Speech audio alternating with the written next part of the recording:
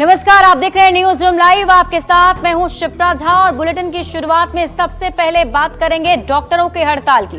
दरअसल बंगाल में हुए ट्रेनी डॉक्टर की हत्या के बाद से देश भर के डॉक्टर हड़ताल पर जाने का ऐलान कर चुके हैं और पटना के पीएमसीएच में भी डॉक्टरों का हड़ताल जारी है। ऐसे में दूर दराज से आए मरीजों की परेशानी काफी ज्यादा बढ़ गई है। लोगों को क्या कुछ दिक्कतों का सामना करना पड़ रहा है, इसका जायजा न्यूज 18 की टीम ने लेने की कोशिश की है। अब आपको बता दें कि फिलहाल पटना के पीएमसीएच में ओपीडी इमरजेंसी सेवा के साथ ही ओटी को भी ठप कर दिया है। वहीं समय पर इलाज नहीं हो पाने की वजह से मरीजों में नाराजगी है। पीएमसीएच के इमरजेंसी वार्ड से और अधिक जानकारी दे रहे हैं न्यूज 18 संवाददाता रजनीश कुमार। बिहार के सबसे बड़े अस्पताल पीएमसीएच में स्वास्थ्य व्यवस्था पूरी तरह से ठप हो गई है। कल रात से ही जूनियर डॉक्टर फिर से हड़ताल पर चले गए हैं। यानी पहले से जहां ओपीडी सेवा बाधित थी, अब इमरजेंसी सेवा को भी ठप कर दिया गया है, जिसका साफ तौर से असर देखने को मिल रहा है। इमरजेंसी के बाहर खुद सुरक्षा गार्ड जो है मोर्चा संभाले हुए हैं। जो भी मरीज या परिजन यहाँ पहुँच रहे हैं उन्हें जानकारी दी जा रही है डॉक्टर हड़ताल पर हैं, यानी रजिस्ट्रेशन तक बंद कर दिया गया है। जो भर्ती मरीज हैं, इलाज ना होता देखकर अब यहाँ से वो पलायन करने लगे हैं, तो दूसरी तरफ जो नए मरीज हैं उन्हें भर्ती नहीं लिया जा रहा है। यही इमरजेंसी वार्ड है। देखिए यहाँ पर धीरे धीरे अब जो है खाली आपको दिख रहा होगा, क्योंकि तमाम अस्पतालों में एक तरह से बिहार के सबसे बड़े अस्पताल पीएमसीएच के साथ साथ जो एनएमसीएच है, एसकेएमसीएच है, डीएमसीएच है, सभी जगह जूनियर डॉक्टरों ने ऐलान कर दिया है कि सभी जगह ओपीडी के साथ साथ इमरजेंसी सेवा ठप रहेगी। सर, जवाब हमको यही मिल रहा है कि उनको न्याय लेना है तो कोर्ट में जाइए। मरीजों से नहीं न्याय मिलेगा। संविधान बनाया गया है कोर्ट में जाकर के लड़िए। संविधान किस लिए बना? मरीज की परेशानी बढ़ गई है। मरीज की परेशानी बढ़ गई है इसलिए कि मरीज यहाँ हजारों में मर जाएंगे। यहाँ न्याय देना है तो कोर्ट में जाइए और मरीज से थोड़ी नहीं। क्या लग रहा है जितनी बड़ी घटना हुई है कलकत्ता में, सरकार को तुरंत एक्शन लेना चाहिए, क्योंकि डॉक्टर सुरक्षा की मांग कर रहे हैं। जी सर, एक्शन तो लेना चाहिए।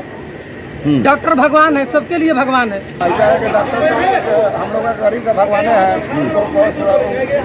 जो किया घटना उसको सजा मिलना चाहिए। इलाज नहीं हो रहा है। इलाज नहीं हो रहा है। पहले तो मरीज पड़ा हुआ है। हाँ। कोई डॉक्टर नहीं आके देख रहा है।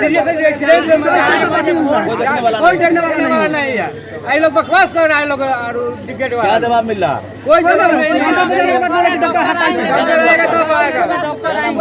सुनील महतो हुआ नायक क्या बोला? ये तमाम लोग बिहार के अलग अलग कोने से आए हुए हैं, इलाके से आए हुए हैं, लेकिन दर्द का मरहम नहीं मिल रहा है। और मरहम लगाने वाले जो धरती के भगवान हैं वो अभी काम छोड़कर जो है एक तरह से स्ट्राइक पर चले गए हैं। तो ऐसे में कहीं ना कहीं आक्रोश बढ़ता जा रहा है। डॉक्टर एक तरफ जहां सुरक्षा की मांग कर रहे हैं, वहीं दूसरी तरफ जो मरीज के परिजन हैं वो आक्रोशित होने लगे हैं, क्योंकि पूरी व्यवस्था ठप हो गई है। अब सबसे बड़े अस्पताल के साथ साथ बाकी अस्पतालों में भी यही नजारा है। जाए तो जाए कहाँ, पैसे नहीं है कि निजी अस्पताल में जाकर गरीब मरीज इलाज करवाएं। रजनीश कुमार, न्यूज 18 पटना। और कुछ ऐसा ही हाल भागलपुर के JLNMCH अस्पताल का भी है। वहां भी मरीजों की परेशानी काफी ज्यादा बढ़ी हुई, क्योंकि डॉक्टरों ने ओपीडी सेवा से लेकर इमरजेंसी सेवा तक को बंद कर रखा है। रजिस्ट्रेशन भी नहीं हो पा रहा है। ऐसे में मरीज इधर से उधर भटक रहे हैं। कोई 2 दिन से दौड़ रहा है तो कोई 3 दिन से अस्पताल के चक्कर काट रहा है। मरीजों का कहना है कि काफी दिक्कत हो रही है। JLNMCH से इस खबर पर और अधिक जानकारी दे रहे हैं न्यूज 18 संवाददाता आशीष रंजन।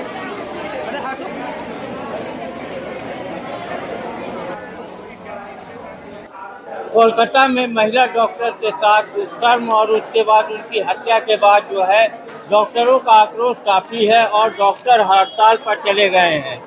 अभी हम जवाहरलाल नेहरू चिकित्सा अस्पताल के ओपीडी में है, जहां पर चिट्ठा कटता है। आप देख सकते हैं कि लंबी कतार लगी हुई है मरीजों की, और यहां पर ये लोग चिट्ठा कटाने के लिए आए हैं कि इन्हें डॉक्टर से दिखाना है।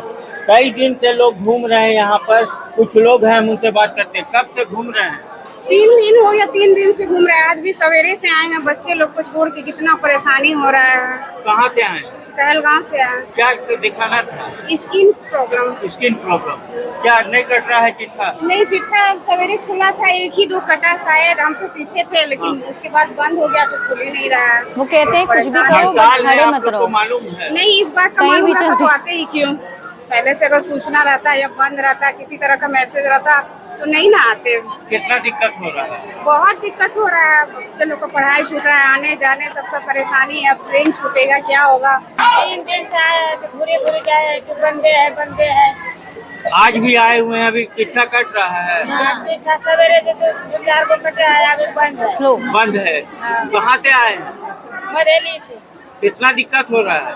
दिक्कत तो है ही है, फिर आपके पूरे शरीर में दर्द होता है। नस का चेक करवाना कई है। दिन से आ रहे हैं? 8-10 दिन से आ रहे हैं। क्या नहीं देखा पा रहे हैं? नहीं सर। मरीज परेशान है, वहीं डॉक्टर भी अपनी मांगों को लेकर अड़े हुए हैं कि जब तक उन्हें न्याय नहीं मिलता है तब तक जो है ये हड़ताल जारी रहेगा।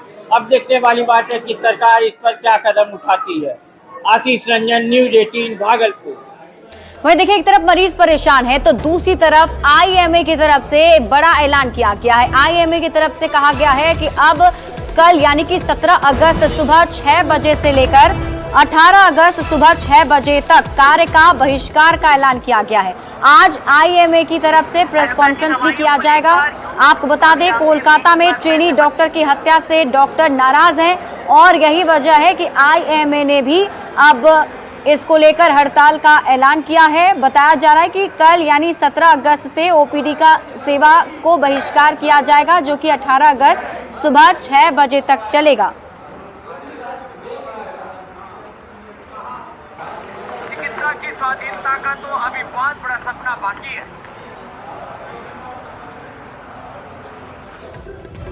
और इस बीच रुक कर लेते हैं एक और बड़ी खबर की ओर। आपको निर्वाचन आयोग से जुड़ी इस वक्त की बड़ी खबर बता दें, जिसमें आज चुनाव को लेकर घोषणा की जा सकती है। हरियाणा और जम्मू कश्मीर चुनाव को लेकर तारीखों का ऐलान किया जा सकता है। आपको बता दें, हरियाणा में 1 चरण में चुनाव संभव है। जम्मू कश्मीर में भी चुनाव का ऐलान आज किया जा सकता है। धारा 370 हटने के बाद जम्मू कश्मीर में चुनाव होंगे। झारखंड में चुनाव के तारीखों की घोषणा नहीं होगी। इसी साल झारखंड में भी चुनाव होने हैं, लेकिन आज जो प्रेस कॉन्फ्रेंस चुनाव आयोग की तरफ से किया जाना है उसमें झारखंड के तारीखों की घोषणा नहीं होगी। सिर्फ हरियाणा चुनाव और जम्मू कश्मीर के चुनाव के तारीखों का ऐलान किया जा सकता है। सबसे अहम जम्मू कश्मीर का चुनाव माना जा रहा है, क्योंकि धारा 370 हटने के बाद जम्मू कश्मीर में चुनाव होंगे। तो निर्वाचन आयोग से जुड़ी आपको इस वक्त की बड़ी खबर बता रहे हैं, चुनाव तारीखों का ऐलान आज संभव है। और हमारे साथ झारखंड ब्यूरो चीफ दिवाकर तिवारी अधिक जानकारी के साथ जुड़ गए हैं। दिवाकर जी, आज बड़ा ऐलान हो सकता है चुनाव की तारीखों को लेकर, लेकिन झारखंड के तारीखों का ऐलान आज नहीं होना है। क्या और अपडेट मिल पा रहा है आपके पास?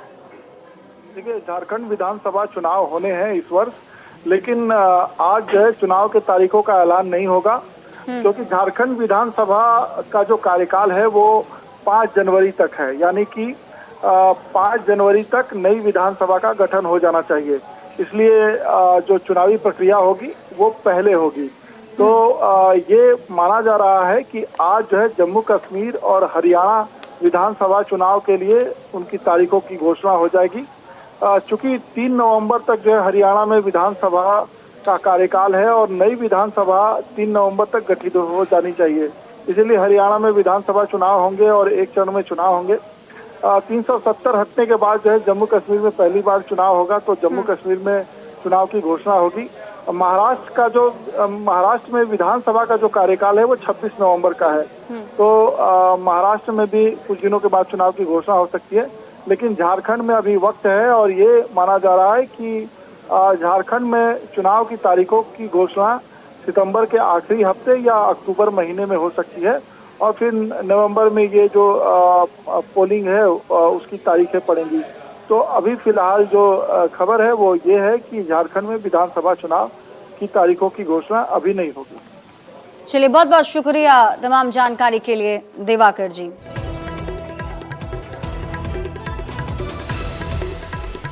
बढ़ते हैं आगे और बात करते हैं अगली खबर की। देखिए, आज अटल बिहारी वाजपेयी की पुण्यतिथि है और छठी पुण्यतिथि मनाई जा रही है, जिसको लेकर जेडीयू के राज्यसभा सांसद और कार्यकारी अध्यक्ष संजय झा ने भी अटल बिहारी वाजपेयी को श्रद्धांजलि अर्पित की है। सदैव अटल स्मारक पर आयोजित प्रार्थना सभा में राष्ट्रपति, प्रधानमंत्री, उपराष्ट्रपति और केंद्रीय मंत्रियों के साथ एनडीए के नेताओं के साथ वे भी शामिल हुए और दिवंगत पूर्व प्रधानमंत्री को नमन किया। साथ ही बिहार से जुड़े मुद्दों पर भी पीएम मोदी से चर्चा की है। उस दरमियान की तस्वीर हम आपको आपकी टीवी स्क्रीन पर दिखा रहे हैं। 2 तस्वीरें जिसमें प्रधानमंत्री नरेंद्र मोदी जब श्रद्धांजलि अर्पित करने पहुंचे थे, उनके साथ देखिए केंद्रीय मंत्री की भी मौजूदगी थी और जेडीयू के कार्यकारी अध्यक्ष संजय झा भी वहां मौजूद थे।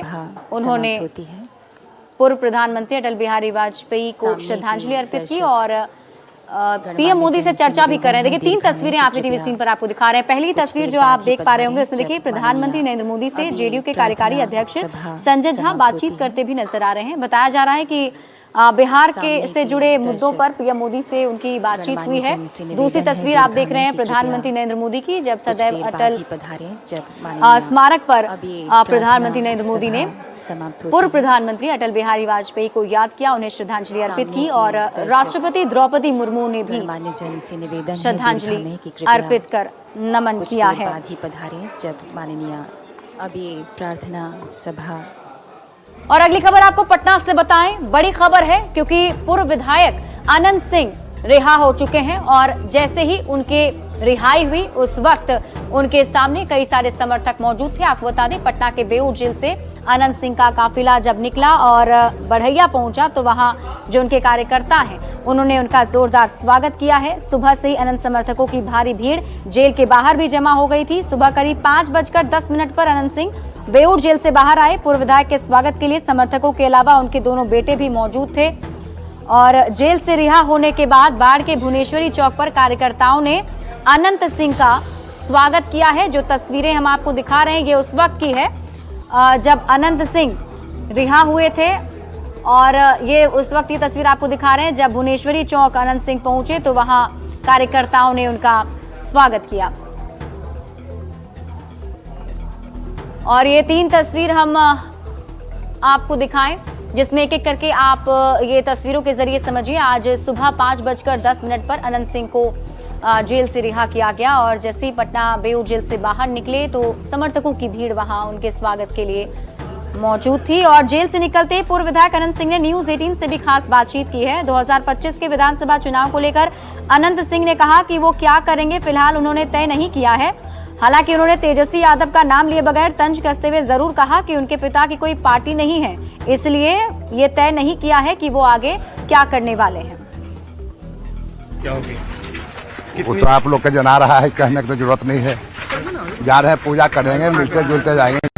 अब आगे भविष्य की क्या रणनीति होगी आपकी? वो सब हम कुछ नहीं जोड़े हैं। भगवान के गोर लगे, जनता गोर लगे, कुछ सब जोड़बे नहीं करते हैं। 2025 में विधानसभा चुनाव भी होना है, चुनाव लड़ेंगे? तो क्या तो रहे, कोई बाबूजी वाला पार्टी पवा नहीं है, हमारा क्या होगा, जो मर्जी होगा वो होगा। जदयू में भी जाएंगे, इस तरह की चर्चा चल रही है। वो आप लोग का चर्चा गया होगा, हमने कुछ जानते। आपने अभी कुछ तय नहीं किया? नहीं, कुछ नहीं तय किया। आप रिहा किए गए हैं, आप बेकसूर साबित किए गए हैं, इस पर क्या प्रतिक्रिया? उस पर यह कहना है कि नीपी सिंह की सजा हो गई। अब जब हम रिहाई हुए तो दोषी नहीं है तो वो दोषी है। लिपि सिंह को दोषी मानते हैं? हाँ। तो बिल्कुल अनंत सिंह पूर्व विधायक मोकामा, इन्होंने कहा कि ये बेकसूर साबित किए गए हैं और लिपि सिंह दोषी बनाई गई हैं, तो अब सजा लिपि सिंह को होनी चाहिए। अपनी राजनीतिक रणनीतियों का उन्होंने खुलासा नहीं किया। उन्होंने कहा कि फिलहाल भगवान की शरण में है और आने वाले दिनों में वो क्या करेंगे फिलहाल ये तय नहीं कर पाए हैं। तो निश्चित तौर पर उनके समर्थकों की उत्कंठा भले ही हो कि 2025 का विधानसभा चुनाव अनंत सिंह लड़े, लेकिन फिलहाल अनंत सिंह तुरुप का पत्ता नहीं खोलना चाहते हैं और देखना होगा आने वाले दिनों में वह कौन सी रणनीति अख्तियार करते हैं। कैमरा पर्सन अमित के साथ संजय कुमार, न्यूज 18 पटना। और देखिए सावन का पावन महीना चल रहा है। कांवरिया सुल्तानगंज से जल भरकर देवघर के लिए रवाना हो रहे हैं और इसी बीच उनकी सुविधा के लिए जगह जगह पर टेंट सिटी का निर्माण किया गया है। लेकिन लगातार हो रही बारिश की वजह से, नदियों के उफान में आने की वजह से टेंट सिटी के अंदर भी पानी भर गया है। जो तस्वीरें हम आपको आपके टीवी स्क्रीन पर दिखा रहे हैं, इसमें आप देख सकते हैं कि यहाँ पर काफी परेशानी हो रही है। टेंट में लगाए गए चौकी कुर्सी को भी अब हटाकर दूसरी जगह शिफ्ट किया जा रहा है। आपको बता दें कि मंत्री डॉक्टर दिलीप जायसवाल और नितिन नवीन ने नमामि गंगे घाट पर टेंट सिटी का निर्माण किया था, जहां पर 5000 से ज्यादा श्रद्धालुओं की रुकने की व्यवस्था की गई थी। इस पर और अधिक जानकारी दे रहे हैं न्यूज 18 संवाददाता विकास कुमार सिंह। गंगे घाट पूरी तरह से जलमग्न हो गया है। ऐसे में नमामि गंगे घाट पर जो 2 टेंट सिटी का निर्माण कराया गया था, अब उसे खाली करना पड़ रहा है। तस्वीर आप साफ तौर पर देख सकते हैं कि किस तरह से यहाँ पर नमामि गंगे घाट पर राजस्व एवं भूमि सुधार मंत्री डॉक्टर दिलीप कुमार जायसवाल और नगर एवं आवास मंत्री नितिन नवीन के द्वारा 2 टेंट सिटी का निर्माण कराया गया था, जहां पर 5000 से ज्यादा श्रद्धालुओं की बैठने की व्यवस्था की गई थी। लेकिन लगातार गंगा का जलस्तर बढ़ने से अब गंगा का जो पानी है वो टेंट सिटी में पहुंच गया है। ऐसे में टेंट सिटी में लगे जो चौकी हैं, चौकी लगाया गया था श्रद्धालुओं के लिए, अब उसे खाली कर रहा है। मजदूर जो है अब चौकी को खाली करने में लगे हुए हैं। टेंट में ना अच्छा, पानी भर गया है तो अब इसको दूसरी जगह पर लेकर दूसरी जगह शिफ्ट कर रहे हैं। कितना पानी है टेंट सिटी में? बहुत कमर भर तो है अभी, कमर भर है जी, और बढ़ ही रहे हैं, कहीं कहीं गड्ढा भी हो चुके हैं। अब आप लोग इसे खाली कर रहे हैं? खाली कर रहे हैं। तो गंगा का जलस्तर है नमामि गंगे घाट पूरी तरह से जलमग्न हो गया है। ऐसे में जो टेंट सिटी बनाए गए थे, यहाँ पर 2 जर्मन हैंगर टेंट सिटी का निर्माण कराया गया था श्रद्धालुओं के लिए, अब उसे खाली करना पड़ रहा है। विकास कुमार सिंह, न्यूज़ 18 भागलपुर। और देखिए, भागलपुर में गंगा नदी खतरे के निशान से ऊपर बह रही है। इसकी वजह से जो निचले इलाके हैं वहां गंगा नदी का पानी घुस गया है और ऐसे में लोगों को काफी परेशानियों का सामना करना पड़ रहा है। सभी घर जलमग्न हो चुके हैं। लोगों के सामने अब रहने खाने पीने की समस्या उत्पन्न हो गई है। बताया जा रहा है कि सबौर प्रखंड के राजनदीपुर पंचायत के कई गांव बाढ़ के पानी में डूब गए हैं। लोगों को नाव के सहारे आना जाना करना पड़ रहा है। जिला प्रशासन और जनप्रतिनिधि की ओर से कोई मदद नहीं मिलने से ग्रामीणों में भी काफी ज्यादा नाराजगी है। गांव के लोगों से बात की है न्यूज़ 18 संवाददाता आशीष रंजन ने। एक साल गंगा का रौद्र रूप निचले इलाकों में देखने को मिलता है और इस बार भी अभी हम सबौर प्रखंड के राजनदीपुर पंचायत के संत नगर में हैं। आप देख सकते हैं कि ये गांव की सड़कें हैं और पूरी तरीके से डूब चुकी है और ये घर जो है पूरा पानी में डूब चुका है। वहीं जो बिजली के खंभे हैं वो भी पानी में है और जो पानी का चापाकल होता है वो पूरा चापाकल जो है पानी में डूब चुका है। वहीं छोटी नाव जो टीन की नाव है उसके सहारे ही यहाँ के ग्रामीण जो है यहाँ से निकलकर दूसरी ओर शहर की ओर जाते हैं। क्या दिक्कत हो रहा है? बहुत दिक्कत हो रहा है पानी में। हर साल की यही? हाँ, कोई देखने आया? कोई यहाँ आता है देखने के लिए? कोई देखने नहीं आया। क्या परेशानी है? बहुत परेशानी है। खाने पीने का बच्चा को कैसे देते हैं? कुछ नहीं है, सत्तू गुंडो खाता है, चूल्हो नहीं जरता है, पानी है घर में। कोई बीमार पड़ जाएगा तो कैसे क्या होता है? कैसे? कोई हालत नहीं है। हाँ, कोई हलावत नहीं है। कोई देखने उखने नहीं आया? ना, कोई नहीं देखने आता है। वोट ले लिया है और कुछ नहीं देखने आता है। बच्चा बुतरू बहुत दिक्कत है। तो आप देख सकते हैं कि ग्रामीण परेशान है। ना तो यहाँ नाव की व्यवस्था की गई है सरकारी और ना ही किसी तरह का कोई इन लोगों को मदद पहुँचाने के लिए अभी तक कोई अधिकारी आए हैं, ना राजनेता तक की नजर अभी इस ओर पड़ी है। वहीं ग्रामीण जो है परेशान है। अब देखने वाली बात है कि कब तक इन लोगों को मदद पहुंचती है।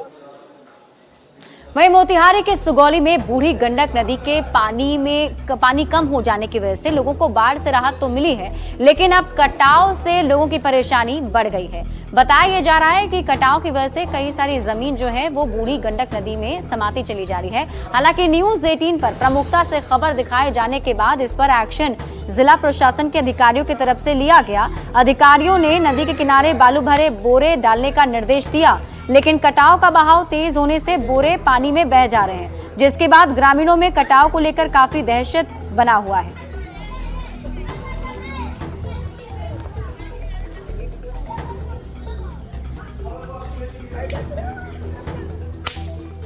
बढ़ते हैं आगे और आपको बता दें केंद्रीय मंत्री गिरिराज सिंह ने ममता बनर्जी पर हमला बोला है। उन्होंने ममता बनर्जी पर हमला बोलते हुए कहा है कि राम और वाम पर जो बयान ममता बनर्जी का सामने आया था उस पर पलटवार करते हुए केंद्रीय मंत्री गिरिराज सिंह ने ममता बनर्जी को मर्दान बताया है।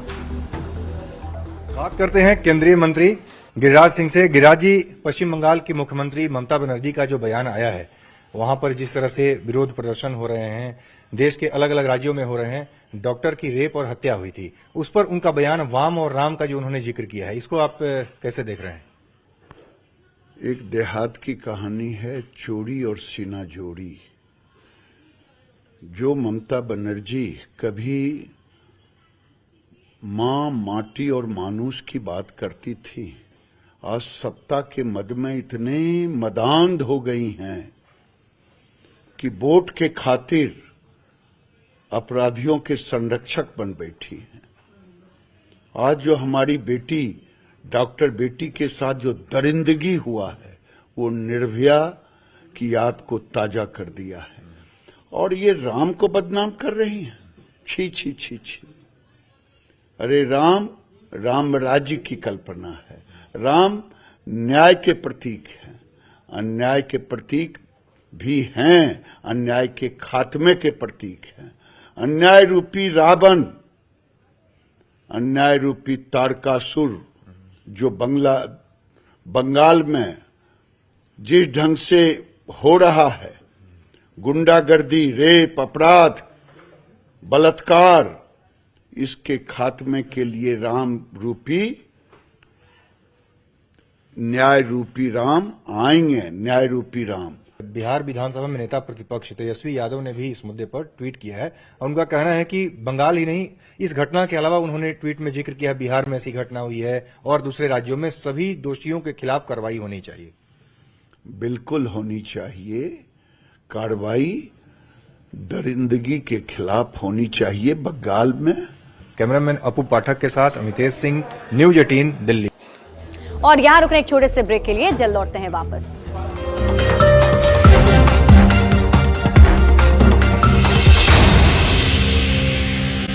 मेरा